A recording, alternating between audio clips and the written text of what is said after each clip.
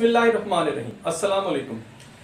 नाज़रीन, मैं हूं एहसन ज़िया और आज जिस मौजू पर हम बात कर रहे हैं वो है पुलिस रिफॉर्म्स। लेकिन इस मौजू पर हम इससे पहले कि बात करें, आपसे गुजारिश है कि हमारे जो चैनल है उसे सब्सक्राइब करें और जो आइकन है बेल का उसके ऊपर उसको बिल्कुल उसको दबाएं ताकि हमारी जो फुटेजेस हैं, हमारी जो वीडियोस हैं वो आपको बर वक्त मिलती रहे। अब बात करेंगे पुलिस रिफॉर्म्स की। तो नाज़रीन, पाकिस्तान तहरीक इंसाफ की हुकूमत जब इक़्तिदार में आई तो उसका जो एजेंडा था, उसका जो मैनिफेस्टो था, उसके अंदर पुलिस रिफॉर्म्स को गालिबन दूसरी तीसरी जो पोजीशन थी वो हासिल थी।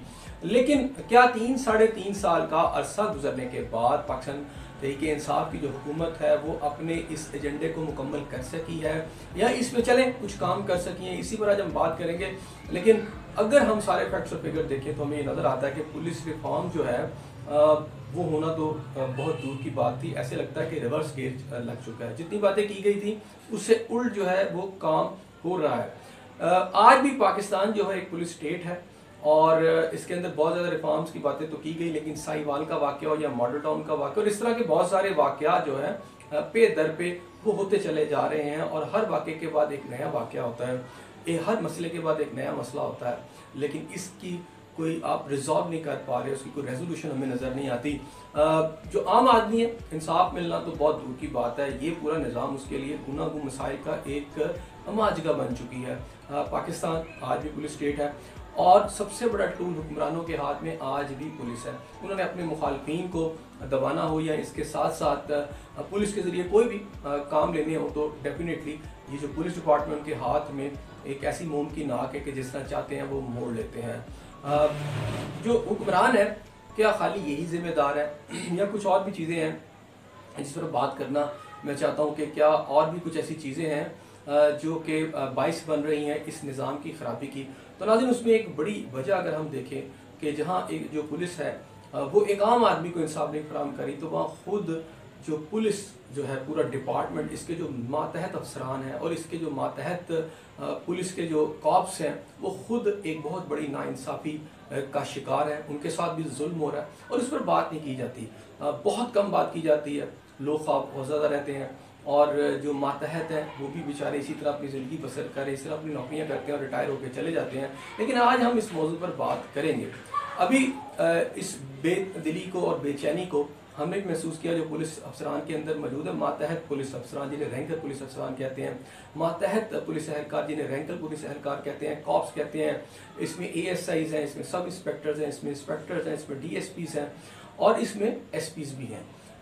ये जो एक तबका है ये डेफिनेटली इस महकमे के अंदर ये जो पूरा निज़ाम जो है वो एक निचले तबके में आ चुका है और पूरा जो पुलिस का निज़ाम है वो एक ऐसे तबकाती निज़ाम में बदल चुका है जहाँ PSP अफसरान जिनको हम कहते हैं, CSP अफसरान एक दौर में कहा जाता था प्याम में, वो तो उनके लिए तो बिल्कुल ऐसे ही है जैसे मुल्क पे कोई हुक्मरानी है वैसे इस महकमे पे हुक्मरानी कर रहे हैं। तमाम फैसिलिटीज़ और हर तरह की आसाइश उन्हें तो मुयसर है, लेकिन नीचे ऐसा नहीं है। ऐसी इसकी वजह क्या है? बेशक ये एक डिसिप्लिनरी फोर्स है, लेकिन क्या ये हक नहीं है कि एक आम पुलिस एहलकार जो है वो भी तरक्की करे, उसको भी मौके मुयसर आए, वो भी आगे बढ़े, वो भी एक बड़ा अफसर बन सके? और क्या ये हक सिर्फ PSP अफसरान का है? क्या ये हक सिर्फ CSP अफसरान का है कि वही सारी जो आसाइशें इंजॉय करें, वो सारी तरक्कियाँ इंजॉय करें? अगर मैं बात करूँ इस नाइंसाफ़ी की जो एक महकमे में है, तो पिछले दिनों कुछ पुलिस अफसरान की तरफ से जिनमें SP ओहदे के अफसरान शामिल और 20-25 लोग थे, इन्होंने चीफ सेक्रेटरी पंजाब को बाकायदा दरख्वास्त दी और न सिर्फ चीफ सेक्रेटरी पंजाब को दरख्वास्त दी बल्कि पंजाब असम्बली में भी एक रिक्विजिशन एक MPA की तरफ से जो है वो दी गई, लेकिन अभी तक उसमें सुनवाई नहीं हो सकी। अभी भी पंजाब असम्बली का इजलास हुआ है लेकिन उसमें उसकी कोई बाज़गश्त हमने नहीं सुनी। वो यही गुजारिश थी कि ये जो तरक्की का निज़ाम है, क्योंकि किसी भी महकमे के अंदर जज़ा और सज़ा के साथ साथ तरक्कियाँ जो है ये बड़ी ज़रूरी होती हैं। अगर ये तरक्की होती रहेगी तो पुलिस के अंदर एक मोटिवेशन जो है वो पैदा होती है, पुलिस अफसरान आगे बढ़ना चाहते हैं। एक एहलकार को नज़र आता है कि वो आगे बढ़ सकेगा तो फिर वो मेहनत भी करता है, वो आवाम की खिदमत भी करता है, वो ध्यानदारी से भी काम करना चाहता है। लेकिन जब उसे मायूस कर दिया जाएगा, उसे पता होगा कि 15 और 20 साल के बाद भी उसने उसी ओहदे पर रहना है तो वो फिर अपनी तवज्जो छोड़ देता है, वो मेहनत करना छोड़ देता है, वो कहता है कि फिर ऐसे ही है तो फिर ऐसे ही सही। इसी तरह रैंकर अब जो अफसरान एसपी ओहदे के 20-25 जो लोग थे, उन्होंने दरख्वास्त की चीफ सेक्रेटरी पंजाब को कि जनाब उनकी जो तरक्की का तरीक़ाकार है जिसके अंदर उन्हें एक बोर्ड के अंदर उनके नाम शामिल किए जाते हैं तरक्की के लिए, और उन्हें PSP जो कैडर उसमें शामिल कर लिया जाता है।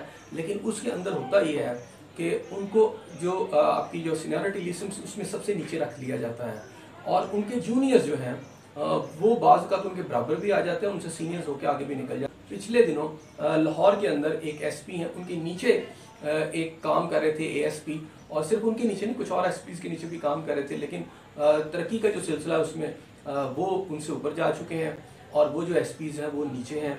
जब एक अफसर जो है उसके नीचे एक मातहत काम करता है और उससे आगे चला जाता है तो उसके लिए फिर काम करना खासा मुश्किल हो जाता है।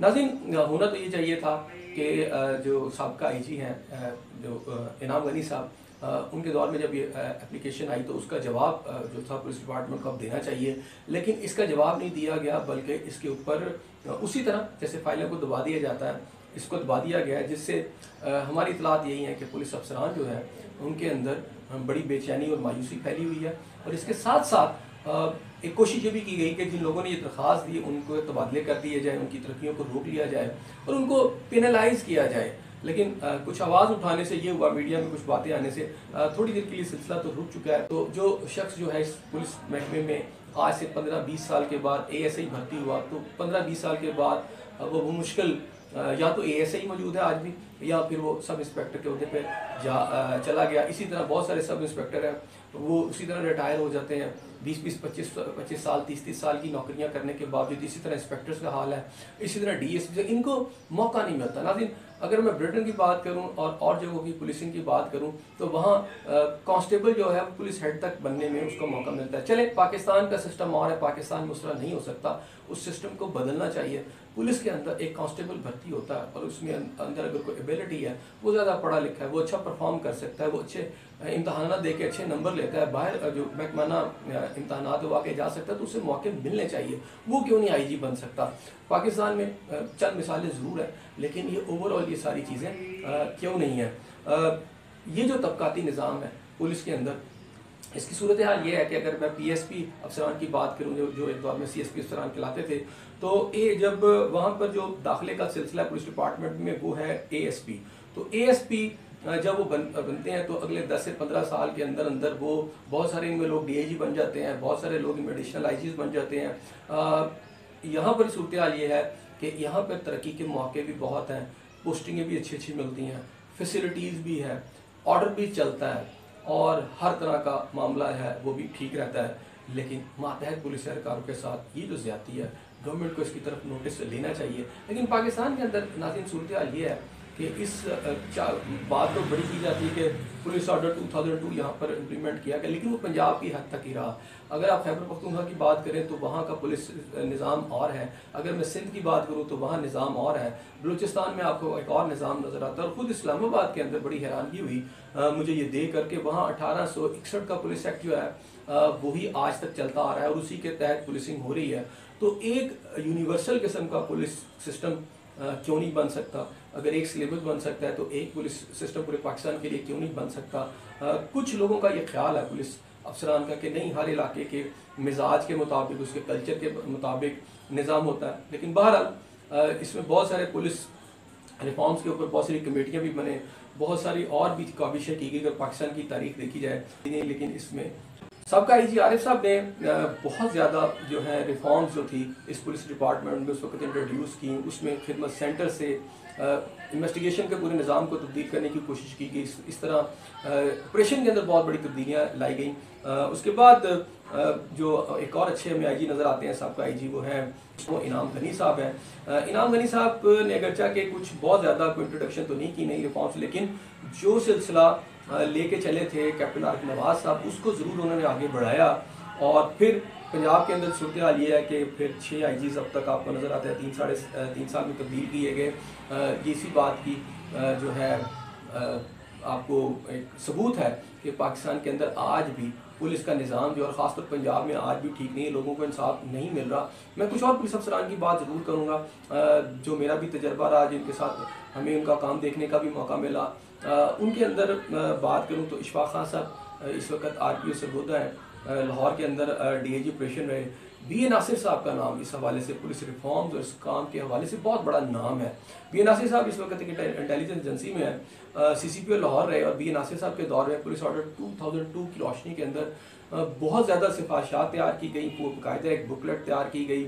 उसमें यहाँ तक था कि हवालात के अंदर भी कैमरे नस्ब किए जाएँ ताकि ये जो टॉर्चर किया जाता है वो रुके, और बहुत सारी सजेशन थी, बेहतरीन सजेशन थी। और लेकिन हमारी इतलात है कि वो बुक वैसे की वैसी पड़ी रही, किसी ने उसको पढ़ने का जो है वो भी कोशिश नहीं की, किसी ने इसकी सहमत ही नहीं की कि इसको पढ़ा जाए। इसके बाद अगर मैं बात करूँ तो थोड़ी सी तब्दीली जो हमें नज़र आती है, कुछ माहौल हमें नज़र आता है, वो इस वक्त के जो CCPO लाहौर है, गुलाम महमूद डोगर साहब और सेल चौधरी साहब भी अच्छे इकदाम उठा रहे हैं। लेकिन नाज़रीन, ये है इंडिविजुअल सतह के ऊपर। हमने बात करनी है कि ओवरऑल पुलिस का निज़ाम, और पुलिस के निज़ाम के अंदर हमें जो चीज़ें नज़र आती हैं वो यही हैं। 2002 का जो पुलिस ऑर्डर है उसके अंदर बड़ा वाज़ेह तौर पर IG पंजाब से लेकर DPOs तक, RPOs तक की तैनाती का जो सिस्टम है, अगर वो फॉलो कर लिया जाए तो मेरा ख्याल है पुलिस का निज़ाम बेहतर हो सकता है। आज भी अगर DPOs देखें आप पंजाब के मुख्तलिफ अजला के, तो वो मेरिट पे मैं उन्हें इस तरह नहीं समझता कि जो सीट जिस ग्रेड के लिए बनी है उसी ग्रेड का आदमी वहाँ होना चाहिए। लेकिन हो ये रहा है कि पुलिस में ओवरऑल अगर आप RPOs की तैनाती देखें, आप DPOs की देखें, तो वो निचले ग्रेड के जो हैं जूनियर जो अफसरान वहाँ लगाए गए हैं।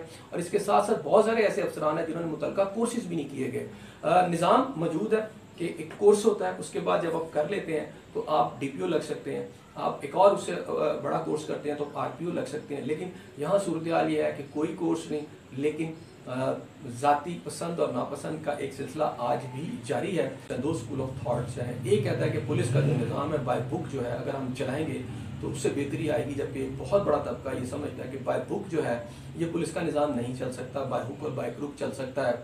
आपको किसी जगह इनकाउंटर भी करने पड़ेंगे, कहीं जगह आपको पुलिस की रिट करने के लिए कुछ बहुत ज़्यादा गैर कानूनी काम भी करने पड़ेंगे। अगर आप ऐसा नहीं करेंगे तो फिर निज़ाम नहीं चल सकेगा। लेकिन नाज़रीन, BA नासिर साहब की सरबराही के अंदर हमने देखा कि लाहौर के अंदर 2 DIGs थे, DIG इन्वेस्टिगेशन इनाम वहीद साहब, और ऑपरेशन के थे इशफाक अहमद खान साहब और ख़ुद BA नासिर साहब। इस दौर के अंदर हमें कोई पुलिस इनकाउंटर नज़र नहीं आता, और जो पुलिस टॉर्चर थे कि जो वाक़यात थे वो भी कम हो चुके थे, और बड़े अच्छे तरीके से ये जो टीम थी इसने हैंडल किया। और ये बाय बुक कहलाती है कि उन्होंने बाय बुक वर्क किया, लोगों को कोशिश की कि उनको इंसाफ मिले, और फिर ये भी कोशिश थी कि इंसाफ थ्रू कोर्ट्स हो, एक चलान का सिस्टम इतना स्ट्रॉन्ग हो कि मुलज़िम बच ही ना सके। उसमें कुछ ऐसे वाक़यात भी हुए, रेप के केसेस भी हुए जिसके अंदर थॉरली सर्च की गई, DNA टेस्टिंग के ज़रिए